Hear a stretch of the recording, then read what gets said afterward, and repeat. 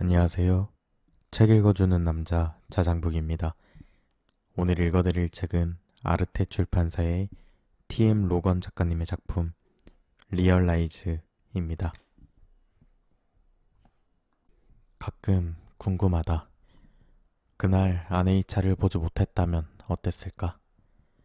만약 신호등이 빨간불이 아니라 초록불이었다면, 아들아이가 졸고 있었거나 딴 생각에 빠져 있었거나 다른 곳을 보고 있었더라면, 느려 터진 런던 시내 도로에 차량 정체 덕분에 5초 늦거나 아니면 5초 빨랐더라면 어떻게 되었을까? 하지만 나는 아내의 차를 보았다. 그 순간부터 모든 흐름이 시작되어 중력에 이끌리듯 점점 더 빨라지며 멈출 수도 거스릴 수도 없게 되었다. 피할 수 없는 일이 되었다. 그대로 집을 향해 차를 몰았더라면 달라졌을까? 그럴 수도, 그러지 않았을 수도 있다. 어쩌면 운명이었을 수도. 목요일. 아이가 태어나 처음 배운 말은 엄마나 아빠가 아니라 아우디였다. 이상한 일이었다. 나는 아우디를 본 적도 없으니까. 내 월급으로는 앞으로도 힘들 것이다. 윌리엄은 걷기 전부터 장난감 차를 가지고 놀았고, 글자를 깨치기 훨씬 전부터 자동차 로고들을 구별했다. 4살이 되고 얼마 안 되어서는 벌써 전문가 티를 내며 런던 북부의 교통정체 속에 느릿느릿 헤쳐나가는 우리 차 뒷좌석 카시트에 앉아 주변 차들의 차종을 맞히는 놀이를 하고 있었다. 아우디, 르노, BMW. 집에 거의 다 온 참인데 앞쪽의 신호등이 빨간불로 바뀌었다. 우리 차 앞으로 2대의 차가 멈춰 있었다. 백미러로 보니 아이는 난생 처음으로 받은 우리 학교 슈퍼스타 상장을 바람에 날아갈세라 양손으로 꼭 쥐고 있었다. 카스테레오 CD에서는 동요가 작게 흘러나왔다. 윌리엄은 자동차 이름 부르기를 계속했다. 포드, 또 포드, 엄마 차. 나는 미소를 지었다. 나의 아내이자 윌리엄의 엄마는 폭스바겐 골프를 몰았다. 윌리엄은 골프를 볼 때마다 폭스바겐이라고 하는 대신 엄마 차라고 불렀다. 아빠, 저기 봐, 엄마 차야. 그때 마침 내 전화기가 거치대에서 띵 울렸다. 페이스북 알림이었다. 정말 윌? 저기 봐. 앞쪽 중앙분리대 건너편 반대 차선 끝에서 차들이 오른쪽 도로로 빠져나가려 줄지어 기다리고 있었다. 퇴근길에 고속도로로 몰렸던 차들이 흩어지고 있는 것이다. 낮게 뜬 태양에 눈이 부셨지만 폭스바겐 골프가 언뜻 보였다. 정말 아내의 차처럼 보였다. 청회색 파이프 도어, 스폰지밥 햇빛 가리개가 뒷창에 붙어있는. 이야, 잘 발견했네. 정말 엄마 차량이랑 똑같다. 창문을 내리자 서늘한 바람이 들어왔다. 골프가 속도를 높여 오른쪽 도로로 빠져나가자 다른 차들도 서둘러 뒤를 따랐다. 자동차 번호판에 59가 들어있었다. 아내의 차도 같은 59였다. 번호판을 제대로 보려고 눈을 가늘게 떴다. KK59 DWD. 아내의 차 번호판이었다.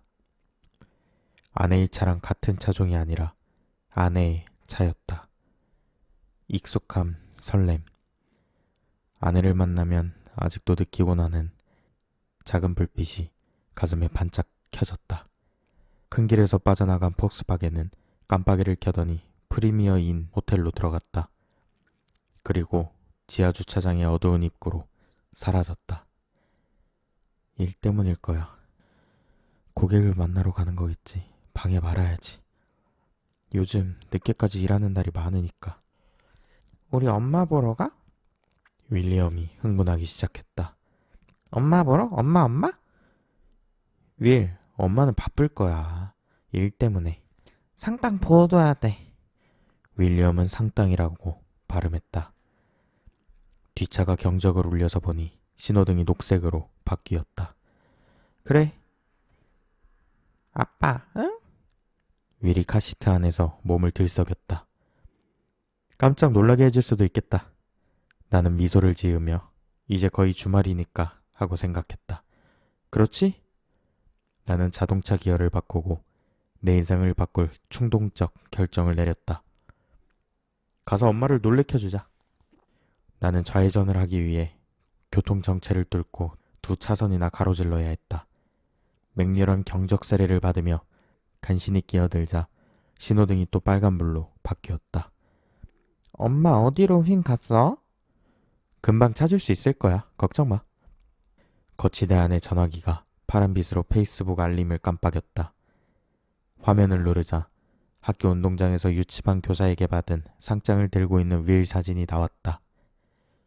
내가 찍어 올린 사진이 4개의 좋아요를 받았고 윌의 데모인 리사의 댓글이 달렸다. 아, 너무 귀엽고 착하기까지. 나 대신 뽀뽀 좀. 쪽쪽.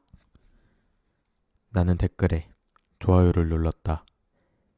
그때 신호등이 녹색으로 바뀌었고 나는 핸들을 돌려 아내의 차가 사라진 쪽으로 따라갔다. 큰 길을 빠져나가 프리미어인 호텔의 정문을 지나 지하주차장으로 내려왔다. 낮은 콘크리트 천장 아래로 군데군데 어두컴컴한 구역을 천천히 통과하며 주차된 차들을 살폈다. 아내의 차를 발견했다. 폭스바겐 골프가 엘리베이터 옆에 주차되어 있었다. 멀은 보이지 않고 콘크리트 기둥에 붙은 경고문이 눈에 띄었다. 프리미엄인 고객 주차장입니다. 머레이 차 근처에는 빈자리가 없어 주차장을 한 바퀴 더 돈 뒤 뒤쪽에 자리를 발견했다. 주차 공간에 비해 너무 커 보이는 대형 흰색 SUV 맞은편에 후진 주차했다. 이제 엄마 보러 가는 거야? 윌이 여전히 두 손에 상장을 꼭 붙잡고 있었다. 그래, 얼른 올라가서 찾아보자. 엘리베이터가 저쪽에 있네. 엘리베이터라는 말을 듣자 윌이 눈을 반짝였다. 내가 버튼 눌러도 돼? 호텔 로비 바닥은 반들거리는 검은색이었고 실내 장식은 별다른 특색이 없었다. 안내 데스크에는 20살도 안 돼 보이는 조끼 차림의 직원이 있었다. 윌이 따뜻하고 작은 손을 꼭 잡고 뭐를 찾아보았다. 서류 가방과 정장 보관백을 들고 체크아웃을 하는 지친 표정의 후질근한 남자 뒤로 여자와 10대 소녀가 기다리고 있었다. 나이 지긋한 일본인 부부가 소파에 앉아 지도를 보고 있었지만 멀은 보이지 않았다. 엄마는 어디 갔어? 그래, 찾아보자. 로비 저쪽에 엘리베이터와 식당 표지판이 보였다. 그리로 가서 모퉁이를 돌았다. 식당은 거의 비어 있었지만 입구 옆에 커다란 검은 안락의자와 낮은 탁자 몇 개가 놓인 휴게 공간이 마련되어 있었다. 거기에 머리 있었다. 등을 돌리고 앉아 있었지만 가느다란 목선과 금발머리를 알아볼 수 있었다. 거기 있었군. 놀래줄까? 그런데 멀은 혼자가 아니었다. 뭔가 열심히 말하는 남자. 나는 멈춰섰다. 나도 아는 남자였다. 벤 딜레이니. 멀과 가장 가까운 친구의 남편이었다. 벤 딜레이니는 그냥 열심히 말하는 게 아니라 드러나게 화를 내고 있었다. 표정을 확 구기며 멀에 말을 막았고 손가락질을 하며 으르렁거렸다. 멀이 몸을 기울여 그 이빨에 손을 얹었다.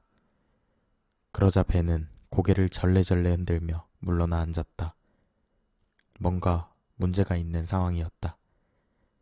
나는 본능적으로 윌이 앞을 막아서며 시야를 가렸다.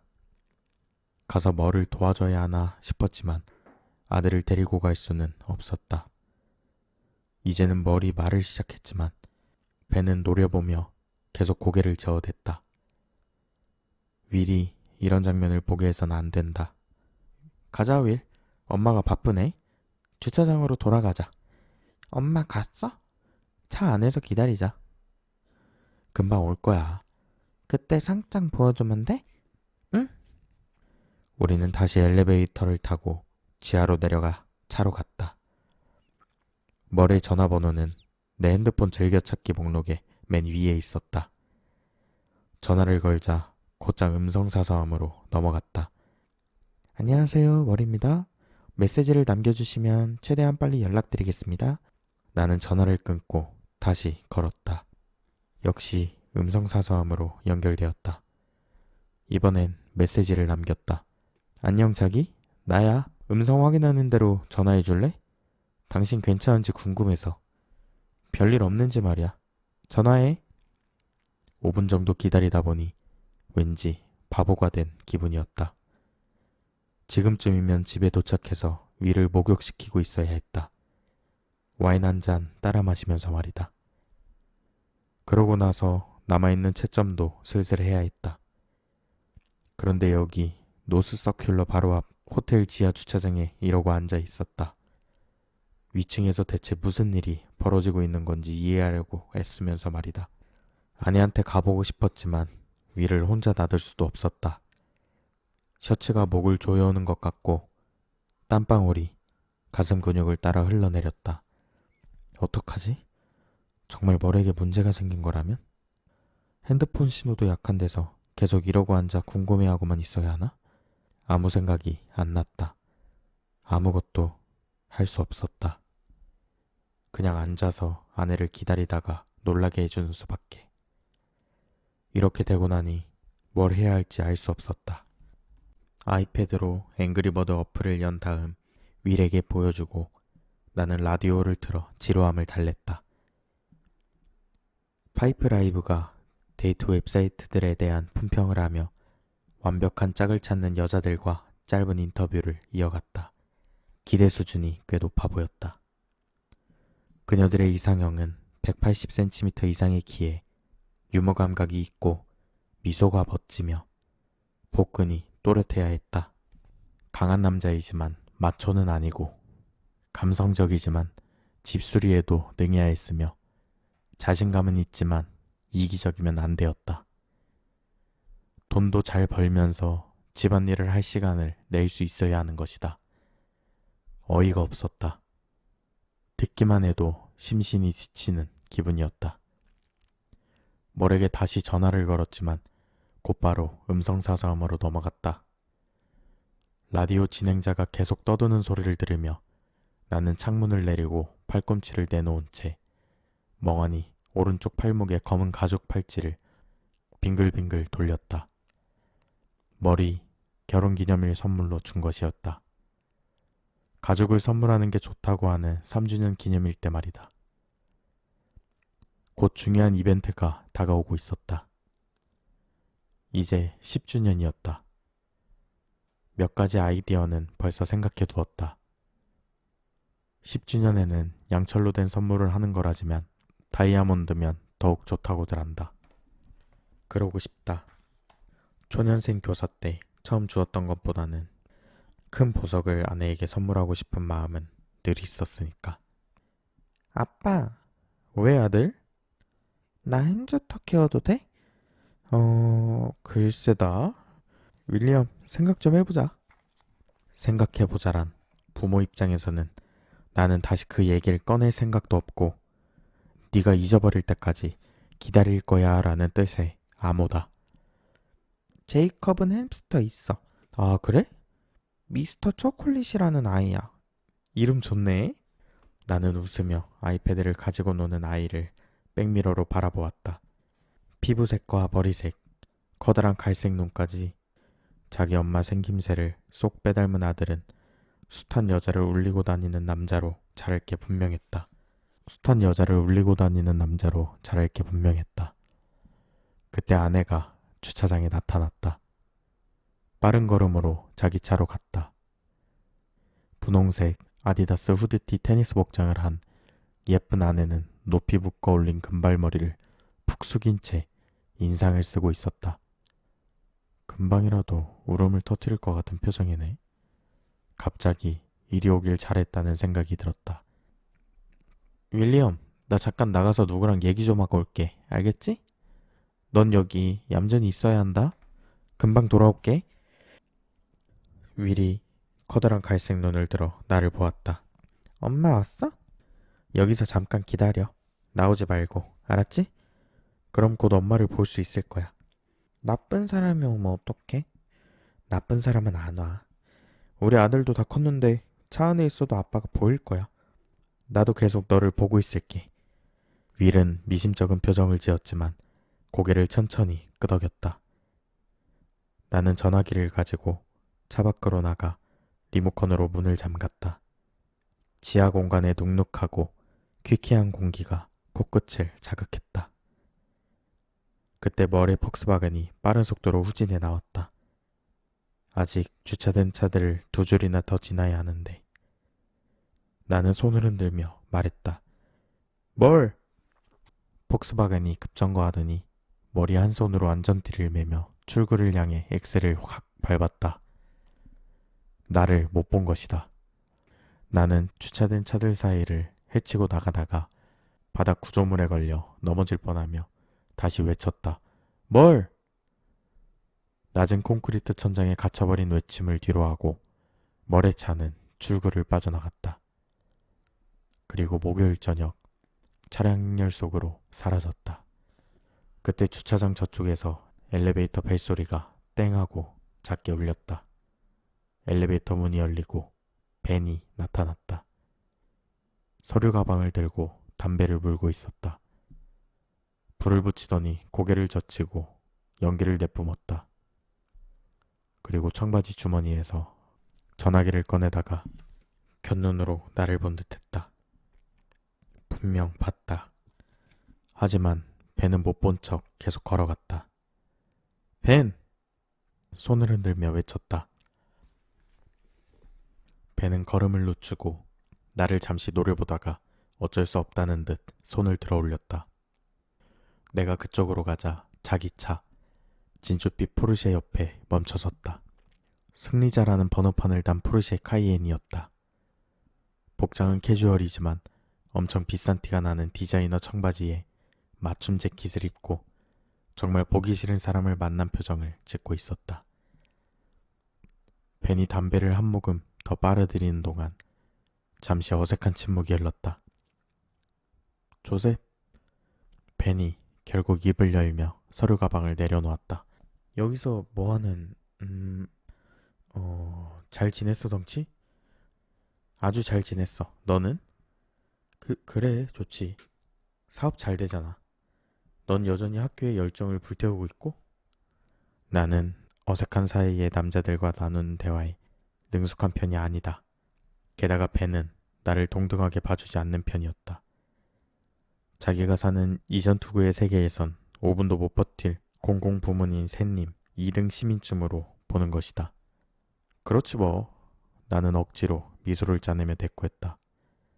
호텔에서 미팅이 있었던 거야? 벤은 입을 열려다 급하게 다물더니 내 뒤쪽을 힐끗거렸다. 그래. 담배를 한 모금 더 빨고 입 옆으로 풀어냈다. 미팅이 있었지. 사업관계? 잠재적 고객이랄까. 올해 공을 들여온 표적인데. 멀은 못 봤어? 뭐? 내 아내 말이야. 멀도 여기 있었거든. 벤은 화들짝 놀란 표정이었지만 곧 표정을 수습했다. 그리고 고개를 저으며 검은 눈동자로 자기 차를 힐끗거렸다. 아니, 친구 못 봤어. 강한 수컷 특유의 태도로 늘 자신만만해하던 벤에게서 이런 모습은 처음 보는 것이었다. 마지못해 대꾸를 하고 어쩔 줄 몰라 하며 당장 도망이라도 치고 싶은 듯한 모습. 내가 딱 한 번 참석했던 벤이 집 포커 모임 때 벤은 자기 회사를 그만두고 경쟁사를 창업한 예전 직원 이야기를 자중에 풀어놓았다. 배신감을 느끼고 개인적인 자원까지 총동원하며 잠재 고객들에게 경고하고 놈이 업계 평판을 쓰레기통에 처박았다고. 놈이 새 회사는 파산하고 놈은 집까지 잃게 되었다며 경쟁자를 무너뜨린 이야기에 자부심을 가득 담았다. 황소를 잡아 죽이면 뿔도 따라 얻는다. 는 의미도 곁들여서 적으로 만들고 싶지 않아지는 그런 남자가 벤이었다. 정말 못 봤어? 2층에서 같이 얘기하는 것 같던데. 심각한 얘기처럼 보였어. 아니. 벤이 담배꽁초를 튀겨 버렸다. 이봐, 조셉. 난 이만 가봐야겠어. 갑자기 넥타이가 유난히 죄어오는 기분이 들었다. 벤은 나를 지나쳐가려 했고 나는 본능적으로 그의 팔을 잡았다. 캐물으려는 건 아니지만 벤, 걱정이 돼서. 벤이 확 부리치며 달려들더니 내 멱살을 움켜잡아 자기 SUV에 처박았다. 작은 기치고는 놀랄 만큼 힘이 셌다. 게다가 놈의 갑작스러운 분노에 나는 허를 찔렸다. 좀 내버려 두라고. 벤의 외침 속에 북부억양이 강하게 실렸다. 담배 입김이 얼굴에 확 끼쳤다. 그냥 좀 놔둬. 이 덩치만 큰 새끼. 아무것도 모르면서 전형적인 지지리 궁상에. 그러니 맨날 그 꼴이지. 벤에게 분노의 힘이 있다면 190cm의 나에게 덩치의 힘이 있었다. 놈보다 20cm는 크고 20kg은 더 나갔으니까. 뭘 내버려 두라는 거야? 내가 뭘 모른다는 거야? 짜증나도록 아둔하니 알 리가 없지. 뭐를? 벤이 어이없다는 듯 고개를 절레절레 저었다. 아무리 멍청해도 모를 순 없어. 모르고 싶은 거겠지, 조셉. 안 그래? 그러면서 벤은 나를 확 잡아당겨 또 자신의 커다란 포르쉐에 처박았다. 뒤통수 아랫부분에서 통증이 쏟았다. 나도 주먹을 꽉 쥐었지만 나보다 작고 가벼운 사람을 칠 수는 없다고 오래전 운동장에서 배웠던 규칙이 아직 맞고 있었다. 절대 공정한 싸움이 될 수 없었다. 나는 대신 벤의 손을 꽉 잡아 내 덜미에서 뿌리치며 살짝 밀어쳤다. 벤은 비틀거리다가 자기 서류 가방에 걸려 넘어졌다. 미처 팔을 벌려 바닥을 짚지도 못했다. 콘크리트에 머리를 부딪히며 뭔가 쩍 하는 소리가 났다. 나는 잠시 그대로 서 있었다. 벤은 한쪽 다리를 이상하게 접은 채 바닥에 쓰러져 눈을 감고 입을 벌리고 있었다. 벤? 움직임이 없었다. 일어나. 나는 속으로 생각했다. 방금 무슨 소리를 한 건지 말을 해줘야지. 왜 화가 났는지도. 벤? 발끝으로 그의 구두를 툭 쳐보았다. 혹시 기절한 척 하는 게 아닌가 싶어서. 벤, 괜찮은 거야? 세상에서 가장 멍청한 질문이었다. 대답을 알고 있을 때만 던지는 질문. 하지만 아무 대답이 없었다. 숨은 쉬는 건가? 나는 그 자리에 웅크리고 앉아 고개를 빼고 살펴보았다. 좀 움직여, 벤. 뭐라도 해봐. 벤, 내 말 들려? 일어나봐. 공포가 밀려왔다. 벤의 귀에서 핏방울이 흘러나오고 있었다. 신이여, 안 돼. 앨리스 아빠는 왜 저래? 뒤쪽에서 들린 조그만 목소리에 나는 화들짝 놀라 돌아보았다.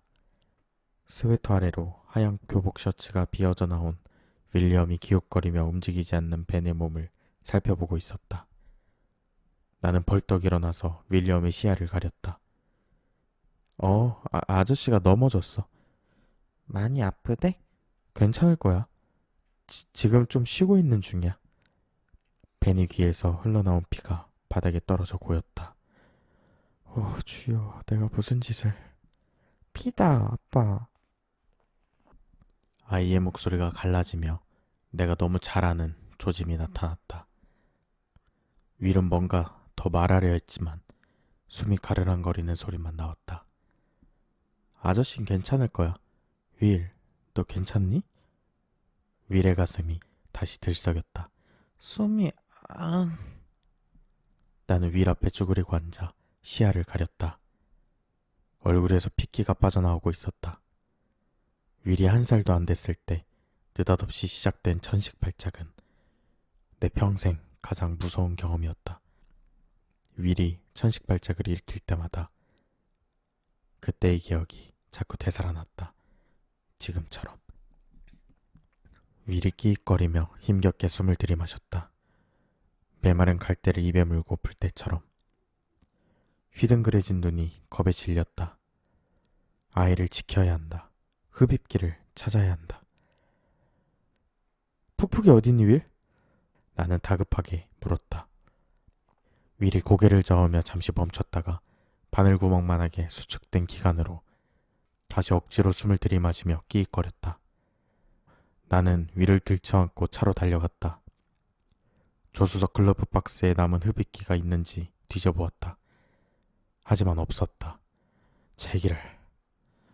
윌리엄이 학교 가방을 뒤집어 조수석에 털어냈다. 책들, 색깔펜들, 필통, 장난감 차들, 사탕 포장지, 열쇠, 구겨진 편지, 흡입기는 없었다. 또다시 공포가 밀려들었다. 어디서 흡입기를 구하지? 호텔 안내 데스크?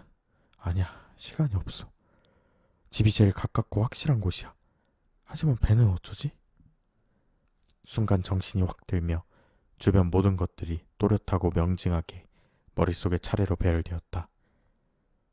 검은 가죽으로 된 벤의 구두 밑창, 출입구로 들어서는 검은색 레인지로버, 멀리서 들려오는 사이렌 소리. 아이가 또다시 더욱 힘겹게 쥐어짜듯 숨을 들이마셨다. 그리고 비틀거리기 시작했다. 결단을 내려야 돼. 그것도 당장. 배는 여전히 바닥에 누워 꼼짝 않고 있었다. 아들이 먼저야. 호텔로 올라가 직원을 데려와야 했다. 구급차를 불러야 했다. 아니, 내가 직접 벤을 병원으로 데려가야 했는지도 모른다. 그러나 그때 내 귀엔 아들의 숨이 막혀가는 소리만 들렸다. 그래서 벤을 위해 아무것도 하지 않았다. 공황 상태에 빠졌던 거다. 나는 다급히 위를 카시트에 앉힌 후 안전띠를 메고 운전석으로 뛰어갔다. 빨강 신호등 2개를 그냥 지나치며 집으로 가는 길에 약국이 혹은 슈퍼마켓이나 의원이 있는지 기억해내려 했었다. 윌리엄은 조수석에서 들썩이며 씩씩거리고 있었다. 괜찮을 거야, 아들. 곧 집이야. 낫게 해줄게. 제발, 제발 버텨줘. 중간에 약국이 있었지만 닫혀 있었다. 나는 그대로 차를 몰아 막 빨간색으로 바뀌려던 노랑불을 그냥 지나쳤다. 차들 사이로 마구 빠져나가는 나를 향해 사방에서 경적을 울렸다. 버틸 수 있지, 윌? 곧 집에 도착해. 금방 푹푹이 갖다 줄게, 알겠지? 윌이 파래진 입술로 힘없이 고개를 끄덕였다. 눈꺼풀이 감기고 있었다. 우리는 한산한 노스 서큘러에 들어섰다. 나는 엑셀을 더욱 세게 밟으며 벤 한 대를 따라잡고 하얀 SUV를 지나쳐 차선을 바꿨다. 벤. 호텔에 전화해 도움을 청해야 했다.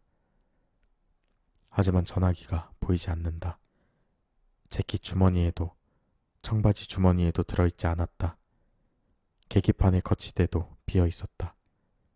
글러브 박스에서도 못 봤다. 차를 몰면서 운전석 바닥을 더듬어 보았지만 집 전화를 쓰는 수밖에 없었다. 내 생애 가장 긴 운전처럼 느껴졌다. 드디어 집 앞에 도착해 미친놈처럼 차를 막 세웠다. 윌리엄을 끌어안고 그대로 집으로 뛰어들어가 여분의 흡입기가 보관된 주방 서랍을 향해 달렸다. 제발 거기 있어야 할 텐데. 제발. 오늘은 여기까지입니다. 다음 주부터는 책을 읽기 전 여러분들과 소통하는 시간을 가져보려 합니다.